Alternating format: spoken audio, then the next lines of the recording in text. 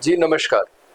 अ, आज मैं बात करना चाहूँगा इलेक्ट्रॉनिक वोटिंग मशीन के मुद्दे पे। अ, हमारी सोशलिस्ट पार्टी ने तो इस मुद्दे को चुनाव के दौरान उठाया हुआ था।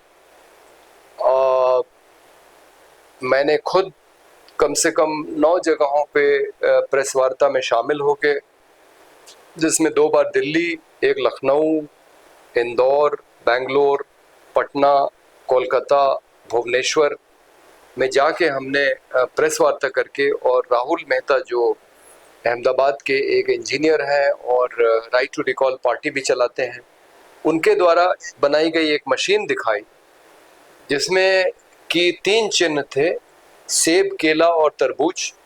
और इस मशीन में कंप्यूटर का प्रोग्राम इस तरह से डाला गया था कि सेब के निशान को जिताना था।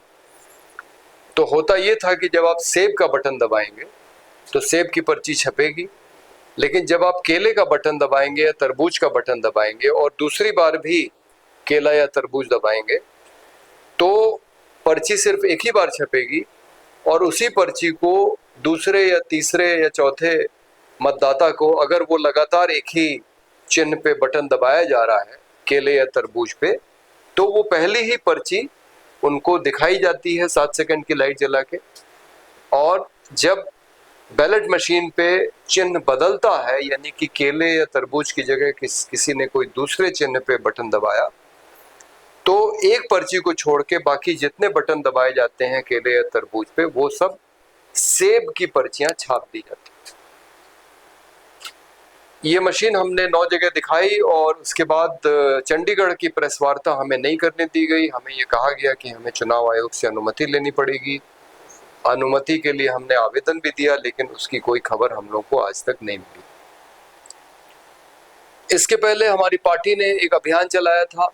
हम जगह जगह लोगों से पर्चियां डलवा के एक बक्से में पूछ रहे थे कि आप किस चीज़ से मतदान करना चाहते हैं, मतपत्र से, बैलेट पेपर से, या फिर ईवीएम से। और कई जिलों में जब ये लोगों की राय ली गई तो यही बात निकल के आई कि मतदान बैलेट पेपर से ही होना चाहिए। तो इसको लेके सोशलिस्ट पार्टी के जो कार्यकर्ता थे, करीब 150 कार्यकर्ता, पश्चिम में संभल से लेके और पूर्व में बलिया तक उत्तर प्रदेश के अंदर, उन्होंने ये भूमिका ली हुई थी कि वो मतपत्र से ही मतदान करेंगे। और हमने चुनाव आयोग को पहले ईमेल द्वारा सूचित कर दिया था, अलग अलग लोगों की सूचियों के साथ, कि इस तारीख को इस चुनाव क्षेत्र में हमारा जब मतदान होगा तो हमारे मतदान केंद्र पे हमारे लिए आप मतपत्र उपलब्ध कराएं, और यदि आप मतपत्र उपलब्ध नहीं कराएंगे तो हम इलेक्ट्रॉनिक वोटिंग मशीन से हम अपना मतदान नहीं करेंगे, क्योंकि हमारा उसके ऊपर भरोसा नहीं है। लखनऊ में 20 मई को चुनाव के दिन मेरा मतदान केंद्र स्प्रिंगडेल स्कूल था, और मैं वहां गया और मैंने कहा कि मुझे मतपत्र चाहिए। उन्होंने कहा मतपत्र उपलब्ध नहीं है। तो मैंने कहा कि मेरा मशीन पे भरोसा नहीं है, और मैं बिना मतदान किए बाहर आ गया। इसी तरह से हमारे साथियों ने अलग अलग चुनाव क्षेत्रों में ये काम किया, और पहले हमने चुनाव आयोग को सूचित कर दिया था, इसलिए जिम्मेदारी उनकी थी।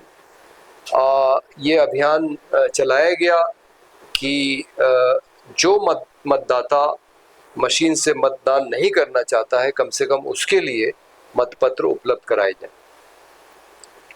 बाकी कोई राजनीतिक दलों ने इस पे कोई विशेष भूमिका नहीं ली, सिवाय कांग्रेस पार्टी के, जिसने ये कहा कि 100% वीवीपैट पर्चियों की गणना होनी चाहिए और उनका ईवीएम के आंकड़े से मिलान होना चाहिए।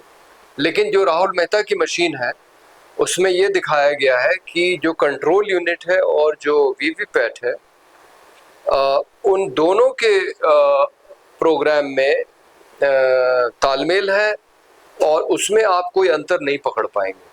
मतलब आपको जितनी सेब की, जितनी केले की, जितनी तरबूज के संख्या मशीन में दिखाई पड़ेगी, उतनी ही आपको पर्चियां वीवीपैट के अंदर मिलेंगी।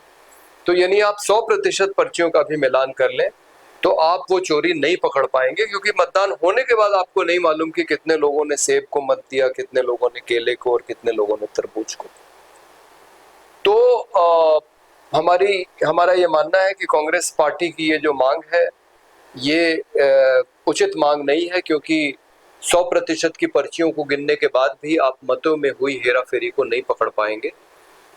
और जो राहुल मेहता की मशीन भी है उसमें भी आप गड़बड़ी तभी पकड़ पाएंगे जब आप वीवीपैट का दरवाजा खोलेंगे और देखेंगे कि जब दूसरी बार केला या तरबूज दबाया जा रहा है तो किस तरह से अंदर सेब छप रहा है।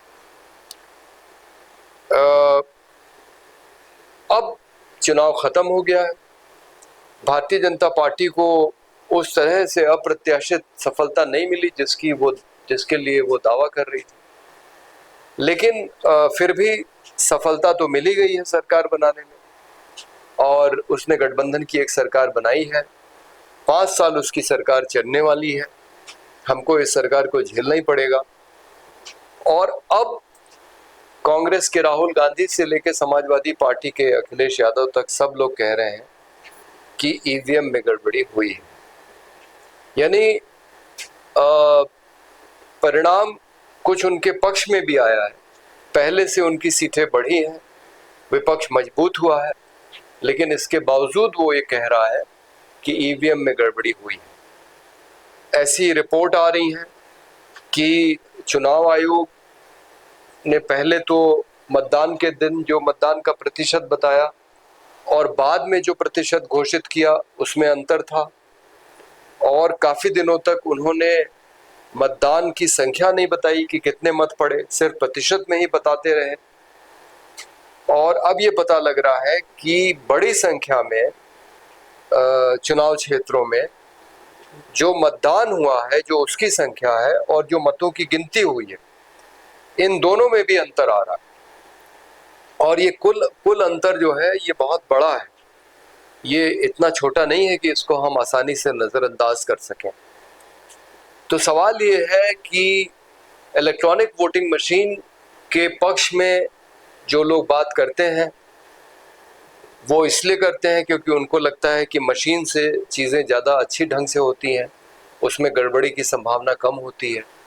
तो यहाँ सवाल ये खड़ा होता है कि जब ईवीएम से मतदान हुआ तो ये संख्या में अंतर कैसे आया, यानी कि जितने वोट वहाँ डाले गए उस दिन और जितने मतों की आपने गिनती की उसमें अंतर कैसे आ गया, ये एक बड़ा सवाल।